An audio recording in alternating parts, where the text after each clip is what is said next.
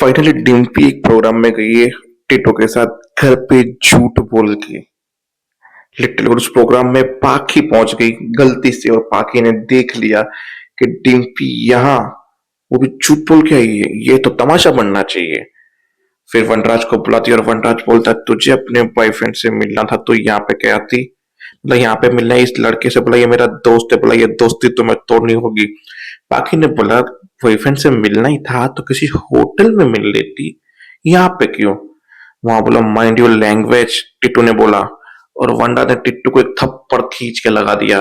जहां पे पीछे से अनुपमा आ गई, बोला आपकी हिम्मत कैसे हुई और आपकी बेटी की हिम्मत कैसे हुई मेरी बहू के ऊपर इसी गंदी बातें करने की, खुद की भाभी के बारे में। मतलब वहां पे एक तमाशा शुरू हो गया नेक्स्ट लेवल का। अब वनराज पाखी का इस्तेमाल कर रहा है अपनी ही बेटी का, क्यों, ताकि वो डिम्पी के ऊपर नजर रख सके। इसके लिए उसने घर में आने की एंट्री दी ताकि मैं तो काम में रहता हूं, मेरी पाखी ये काम मजे से करेगी, क्योंकि शाह हाउस में भी तो तमाशे की जरूरत है ना। तो फिर कहानी वहीं से प्रपोजल से शुरू होगी, जहां पाखी अपना बोर्ड पे प्रपोजल सुनाएगी, सारे घर वाले बैठे होंगे, सारे मतलब ए टू जेड घर वाले।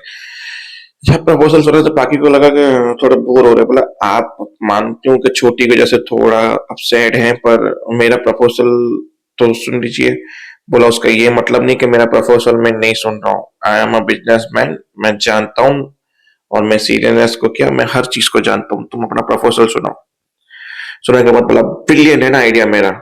मैं कुछ बोलूं उससे पहले अनुपमा जरा इस बिजनेस आइडिया के बारे में तुम बताओ। बोला निहायती बकवास घटिया आइडिया है, 10 लाख तो क्या मैं 10 रुपए भी इसमें इन्वेस्टमेंट ना करूं। बोला मुझे तो पता ही था, आप बीच में बोलेंगे तो आपके पति तो वैसे भी जोरू के गुलाम है, तो वो तो वैसे भी नहीं करने वाले इन्वेस्टमेंट।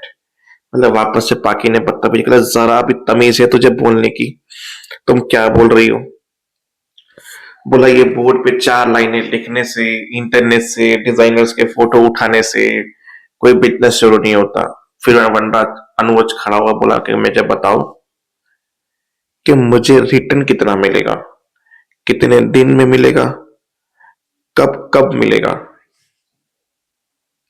मैंने तुम्हें एक प्रॉपरली प्रपोजल बनाने के लिए पता था जिसमें मुझे पता चले कि मेरे इतने पैसे जाएंगे, 1 महीना, 1 साल, 5 साल, कितने साल में रिटर्न आएंगे और उस रिटर्न का मुझे कितना ब्याज, कितना मुनाफा, क्या क्या मिलेगा, ये सब चाहिए थी डिटेल। और बिजनेस की बात हमेशा ऑफिस में करते हैं, ऐसे घर वालों के सामने 4 लाइन बोर्ड पे लिख के नहीं। तो ये प्रपोजल मैं तो क्या किसी और जगह पे भी जाओगे ना इन्वेस्टरों के पास, वो भी तुम्हें फूटी कोड़ी नहीं देने वाले।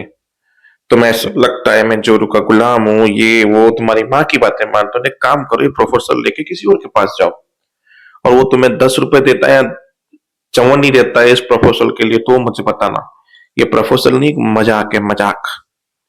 इट्स ओके, मैं कर लूंगी, नहीं चाहिए आपका पैसा। बोला दे कौन रहा है तुम्हें, अनुपमा ने बोला। बोला चाहिए भी नहीं, पर बोला दे कौन रहा है तुम्हें, मैं खुद मैनेज करूंगी। अदिक ने बोला कहां से, नन ऑफ योर बिजनेस। और रोमिल ने बोला अगर पैसे ही मांगने थे तो किसी को जोरू का गुलाम बोल के बेइज्जती नहीं करती किसी की। You understand. फिर वहां से चली गई, फिर पापा के पास गई, बोला वहां पे मेरी इज्जत नहीं है, आने जाने वाले लोग सब मुझे सुना के जाते हैं वगैरह वगैरह। बोला तुम उस घर में मत जाना, यहाँ पे आ जाओ। फिर मन में सोचा तो यहाँ पे रहेगी तो डिम्पी के ध्यान रख पाएगी। मतलब क्या दिमाग चलता है उसका खतरनाक। फिर निकली बैग लेके, मैं आती हूँ। भाई ने रोका, मत रोक डिम्पी, ऊपर से पाखी एक ही छत के नीचे, गौरम मच जाएगा गौरम। भला यहाँ पे रहेगी तो डिम्पी के ऊपर ध्यान भी रख पाएगी, मेरा प्लान अलग है पा, इसलिए मुझे करने दो। वहां बैग लेके निकले, अनुपमा ने रोका नहीं, बोला जा रही हूँ, मेरे पापा इन्वेस्टमेंट करेंगे, भले उनके पास पैसे कम है पर वो धीरे धीरे मेरी मदद करेंगे। यहाँ पैसों वाले से तो कम पैसे वाले मेरे पापा अच्छे हैं। मैं जा रही हूँ, अधिक मिलने की इच्छा हो तो वहीं आ जाना। वहां रोमिल ने बोला अनुपमा जी रोकिए तो। बोला नहीं रोकूंगी, कोई भी नहीं रोकेगा और कोई भी मदद नहीं करेगा, जब इसकी अक्ल ठिकाने आएगी आ जाएगी। एपिसोड वहीं पे खत्म हो जाता है। देखते हैं अब आगे होता क्या है, तब तक के लिए